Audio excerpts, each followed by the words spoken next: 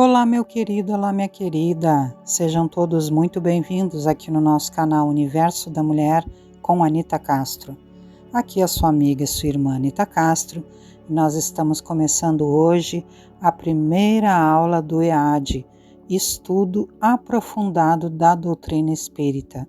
Como vocês devem recordar, na semana passada eu trouxe para vocês aqui a introdução sobre estes estudos e como nós vamos proceder neles, e lhes convidei então a participar aqui comigo desses estudos maravilhosos que iniciamos a partir de hoje. E nós vamos ver aqui os antecedentes do cristianismo, começando pela aula 1, que trata do tema evolução do pensamento religioso. Nós já vimos alguma coisa lá nos nossos estudos do tomo 3, do ESG, Estudo Sistematizado da Doutrina Espírita, sobre a evolução do pensamento religioso.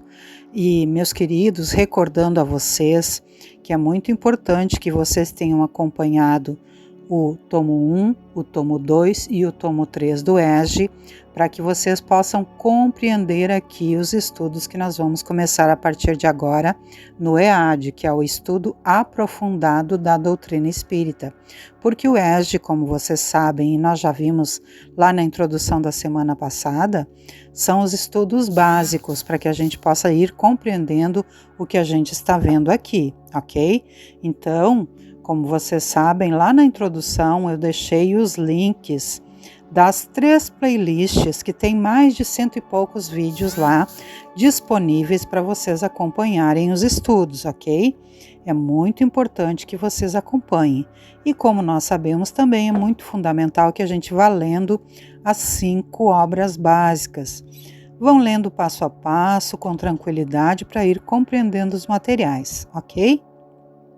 Aqui na nossa tela final eu vou deixar para vocês também as 3 playlists, os links das 3 playlists novamente lá quando nós concluirmos aqui essa aula de hoje, para que vocês possam então, se vocês não acompanharam, acompanharem aqui os tomos 1, 2 e 3 do ESG, que são os estudos fundamentais aí para que a gente possa dar prosseguimento aqui nos nossos estudos, e também fica ali no final, na tela final, o meu rosto, onde você clica e aí você pode se inscrever se você ainda não é inscrito aqui no canal, ok? Para que assim você possa ir acompanhando passo a passo os nossos estudos. E, meu querido, minha querida, não esqueça já de agora no início curtir esse vídeo, porque é muito fundamental que esse vídeo seja curtido e todos os vídeos que vocês acompanham aqui, porque então nós estamos dizendo para o algoritmo do YouTube que o material que nós estamos acompanhando é importante para nós. E então esse material vai ser partilhado com outras pessoas, que é o que nós queremos, não é? É espalhar o bem que nós temos aprendido. Então vamos à nossa aula de hoje, que é a nossa primeira aula, que trata sobre a evolução do pensamento religioso. Como de costume, eu vou fazer a leitura do nosso material da aula aqui e, posteriormente, eu teço breves comentários, ok? Então, o desenvolvimento da ideia de Deus e do processo religioso da humanidade acompanha a evolução intelectual e moral do próprio ser humano. Uma conquista está inerente à outra. Quando os homens fisicamente pouco dessemelhavam dos antropitecos, suas manifestações de religiosidade eram as mais bizarras, até que, transcorridos os anos no labirinto dos séculos, vieram entre as populações do orbe os primeiros organizadores do pensamento religioso, que, de acordo com a mentalidade geral, não conseguiram escapar das concepções de ferocidade que caracterizavam aqueles seres egressos do egoísmo animalesco, da irracionalidade. As primeiras manifestações de religiosidade estão, pois, relacionadas à realização de sacrifícios que poderiam agradar a Deus. Primeiramente, porque não compreendia Deus como a fonte da bondade. Nos povos primitivos, a matéria sobrepujava o espírito. Eles se entregam aos instintos do animal selvagem. Por isso é que, em geral, são cruéis. É que neles o senso moral ainda não se acha desenvolvido. Em segundo lugar, é natural que os homens primitivos acreditassem ter uma criatura animada muito mais valor aos olhos de Deus do que um corpo material. Foi isto que os levou a imolarem primeiro animais e mais tarde homens. De conformidade com a falsa crença que possuíam, pensavam que o valor do sacrifício era proporcional à importância da vítima. A ideia primitiva de Deus é de natureza antropomórfica, isto é, Deus é concebido e descrito sob a forma humana ou com atributos humanos. Incapaz, pela sua ignorância, de conceber um ser imaterial sem forma determinada atuando sobre a matéria, conferiu-lhe o homem atributos da natureza corpórea, isto é, uma forma e um aspecto, e desde então tudo o que parecia ultrapassar os limites da inteligência comum era para ele uma divindade. Tudo o que não compreendia devia ser obra de uma potência sobrenatural. Daí a crer em tantas potências distintas quantos os efeitos que observava. Não havia mais que um passo. A concepção de Deus único, Criador do universo, dos seres e coisas, estava muito distante em termos evolutivos para ser cogitada pelos primeiros habitantes do planeta. Tudo que lhes causava um impacto e extrapolava o seu entendimento era venerado como um Deus. Sem dúvida, porquanto, chamando Deus a tudo o que era sobre-humano, os homens tinham por deuses os espíritos.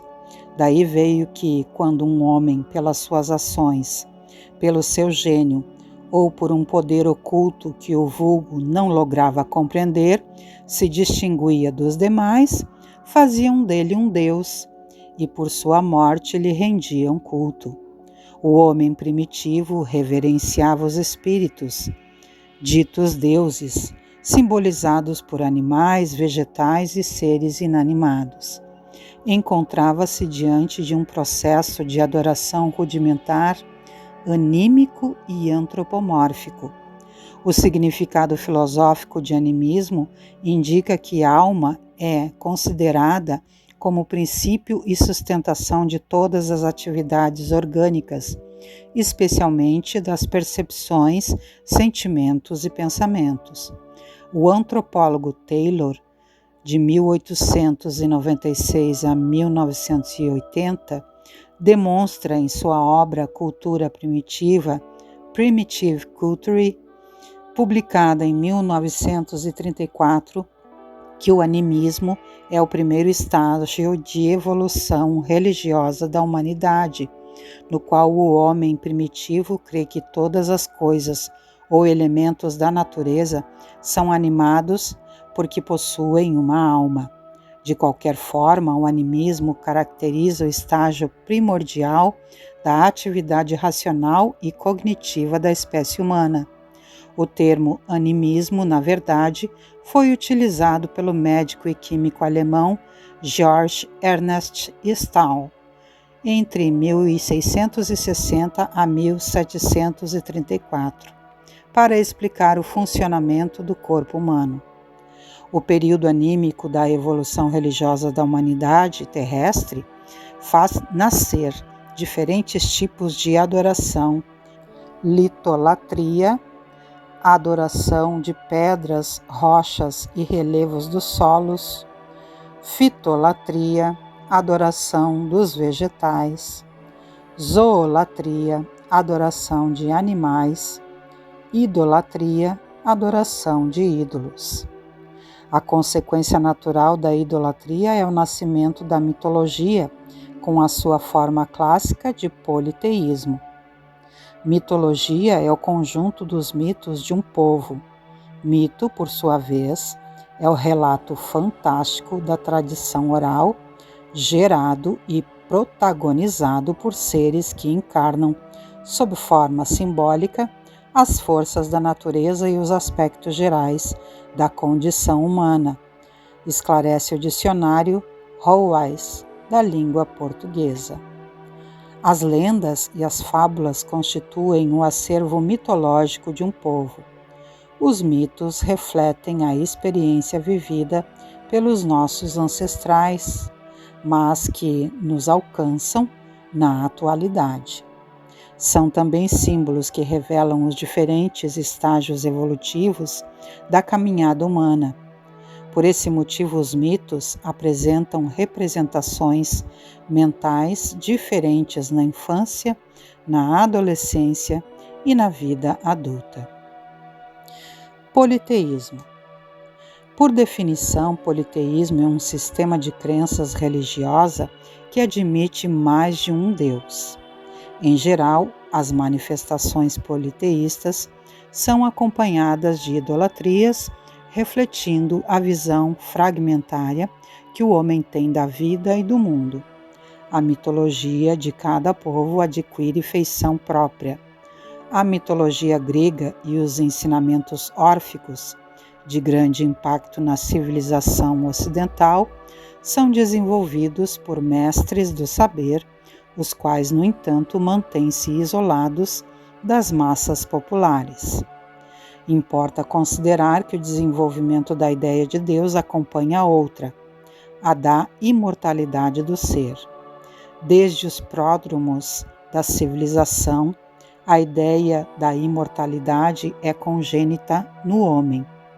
Todas as concepções religiosas da mais remota antiguidade, se bem que embrionárias e grosseiras em suas exteriorizações, nola atestam.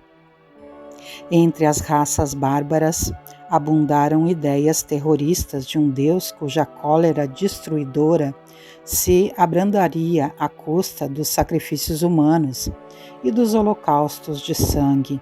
E por toda parte onde os homens primitivos deixaram os vestígios de sua passagem, vê-se o sinal de uma divindade a cuja providência e sabedoria as criaturas entregavam confiadamente os seus destinos. Merece destaque o fato de que nas religiões politeístas do passado e do presente exista uma hierarquia das divindades, um Deus maior e mais poderoso que governa deuses menores em poder, inteligência e moralidade. Indica uma forma de transição do politeísmo propriamente dito para o monoteísmo.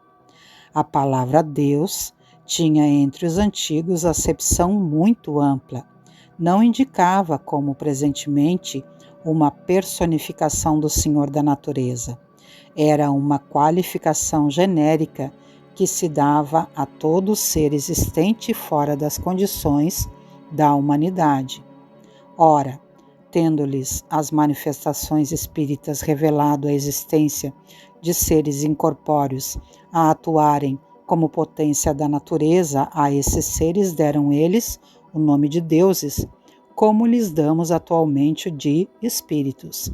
Pura questão de palavras, com a única diferença de que, na ignorância em que se achavam, mantida intencionalmente pelos que nisso tinham interesse, eles erigiram templos e altares muito lucrativos a tais deuses, ao passo que hoje os consideramos simples criaturas como nós, mais ou menos perfeitas e despidas de seus invólucros terrestres. Se estudarmos atentamente os diversos atributos das divindades pagãs, reconheceremos sem esforço todos os de que vemos dotados os espíritos nos diferentes graus da escala espírita, o estado físico em que se encontram nos mundos superiores, todas as propriedades do perispírito e os papéis que desempenham nas coisas da terra. Monoteísmo. O monoteísmo, consequência natural e oposta do politeísmo, é doutrina religiosa que defende a existência de uma única divindade ou culto ou adoração de um único Deus, Pai e Criador Supremo. Antes da vinda do Cristo, com exceção dos hebreus, todos os povos eram idólatras e politeístas. Se alguns homens superiores ao vulgo conceberam a ideia de unidade de Deus, essa ideia permaneceu no estado de sistema pessoal. Em parte nenhuma foi aceita como verdade fundamental, a não ser por alguns iniciados que ocultavam seus conhecimentos sob um véu de mistério impenetrável para as massas populares.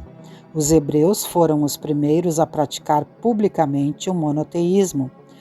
É a eles que Deus transmite a sua lei, primeiramente por via de Moisés, depois por intermédio de Jesus. Foi daquele pequenino foco que partiu a luz destinada a espargir-se pelo mundo inteiro, a triunfar do paganismo e a dar a Abraão uma posteridade espiritual tão numerosa quanto as estrelas do firmamento. Entretanto, abandonando de todo a idolatria, os judeus desprezaram a lei moral para se aferrarem aos mais fácil a prática do culto exterior. O monoteísmo representa o ápice da escala evolutiva religiosa da humanidade terrestre. Foi uma conquista lenta, seguida de estágios preparatórios, nascida no seio das próprias doutrinas politeístas. Cabe ao povo judeu o mérito da implantação do monoteísmo na terra. Dos espíritos degredados na terra, foram os hebreus que constituíram a raça mais forte e mais homogênea, mantendo inalterados os seus caracteres através de todas as mutações. Examinando esse povo notável no seu passado longínquo, reconhecemos que, se grande era a sua certeza na existência de Deus, muito grande também era o seu orgulho dentro de suas concepções da verdade e da vida. Entretanto, em honra da verdade, somos obrigados a reconhecer que Israel, num paradoxo flagrante, antecipando-se às conquistas dos outros povos, ensinou de todos os tempos a fraternidade a par de uma fé soberana e imorredora.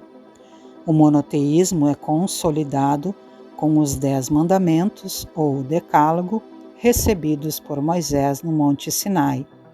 O protegido de Termutis, irmã do faraó egípcio, a mãe adotiva de Moisés, depois de se beneficiar com a cultura que o Egito lhe podia prodigalizar, foi inspirado a reunir todos os elementos úteis à sua grandiosa missão, vulgarizando o monoteísmo e estabelecendo o decálogo sob a inspiração divina, cujas determinações são até hoje a edificação basilar da religião, da justiça e do direito.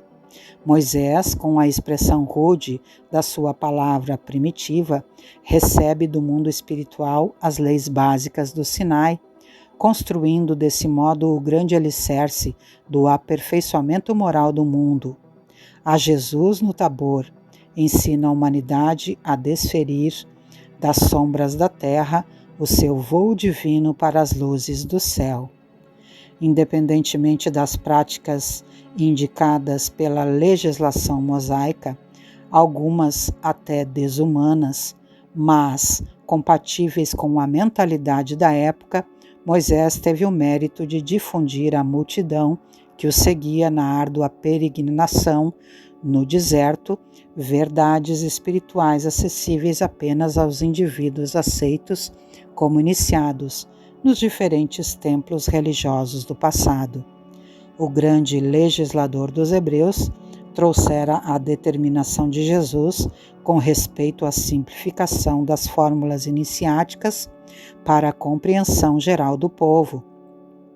A missão de Moisés foi tornar acessíveis ao sentimento popular as grandes lições que os demais iniciados eram compelidos a ocultar e, de fato, no seio de todas as grandes figuras da antiguidade, destaca-se o seu vulto com o primeiro a rasgar a cortina que pesa sobre os mais elevados conhecimentos, filtrando a luz da verdade religiosa para a alma simples e generosa do povo. Aula muito especial, não é mesmo, meus queridos? Para a nossa iniciação aqui. Nós já tínhamos visto, como disse para vocês lá no início, alguma coisa sobre a questão dos diversos cultos religiosos lá no EJE, no tomo 3, mas aqui nós vimos um pouco melhor, não é? As iniciações aqui de todas as crenças religiosas, não é? Que quando o homem era ainda invulgar e ainda era muito primitivo, via em todas as coisas, em todas as manifestações, a presença de um Deus. E aí então surge o politeísmo e também a idolatria, como nós vimos aqui, a adoração às plantas, a adoração aos astros, a adoração a animais e a adoração ao ser humano também, que fosse diferenciado, que era tratado como um Deus, porque ali ainda a mentalidade humana estava muito iniciando o seu caminho de evolução, não é? Estava ainda muito primitiva e por isso então, passo a passo, vamos aí evoluindo no pensamento religioso até chegarmos ao monoteísmo, que começa ali pelo povo judeu, que vai trazendo a bênção do monoteísmo até nós, pela legislação, pelo legislador que foi Moisés, e posteriormente o nosso mestre Jesus, que também nasceu entre o povo hebreu, entre o povo judeu, não é mesmo? Então fomos aí evoluindo e vamos ir evoluindo num passo a passo, e o Espiritismo, ele tem nos trazido uma fé raciocinada, uma fé que nos leva a pensar, a buscar a nossa evolução moral, não é? Vem contribuindo e muito conosco. Então que nós possamos, meus queridos, refletir. Não é necessário muitos comentários aqui, mas é importante e fundamental que, se necessário for, a gente escute novamente o material para poder compreender, sendo esta então a nossa primeira aula de muitas e muitas aulas que ainda veremos com grande carinho, com grande dedicação e com grande prazer aqui partilhando junto com vocês esses estudos. Fico aqui nesse momento concluindo essa aula de hoje, lhes convidando ainda para que todas as segundas-feiras às 19 horas venham estar comigo aqui no nosso canal Universo da Mulher com a Anita Castro, para que possamos partilhar o EAD, estudo aprofundado da doutrina espírita, todas as quartas-feiras às 21 horas, para nós nos encontrarmos aqui e fazermos juntos o Evangelho no Lar, convidando a presença de Jesus e de sua comitiva espiritual para abençoar os nossos lares. Todas as quintas-feiras às 18h30, para nos encontrarmos aqui e fazermos juntos os estudos da obra de André Luiz, e todas as sextas-feiras, a partir do momento do passe, às 18 horas, sob direção da nossa querida amiga e benfeitora Maria da Soledade, reunida com todos os benfeitores espirituais, todos eles reunidos a serviço de Jesus para abençoarem as nossas vidas, nos trazendo a renovação das energias através do passe. Assim sendo, meus queridos, com uma sincera e singela oração, me despeço de vocês, desejando que Deus Pai Todo-Poderoso, que Jesus Cristo, nosso amigo e nosso mestre, que Maria Santíssima, nossa mãezinha muito querida, e que os nossos benfeitores espirituais continuem nos abençoando e nos multiplicando as graças para que possamos prosseguir nos caminhos de evolução, onde andamos e onde temos procurado aprender dia após dia, pondo em prática na nossa vida diária tudo aquilo que temos recebido. E que assim seja e assim se faça, que haja sempre em nossos caminhos muita paz e harmonia.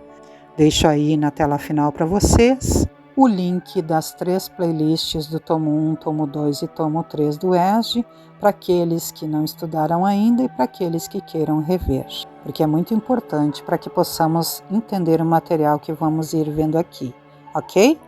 Um grande beijo no coração de todos e até o nosso próximo encontro, meus queridos e minhas queridas. Tchau, tchau!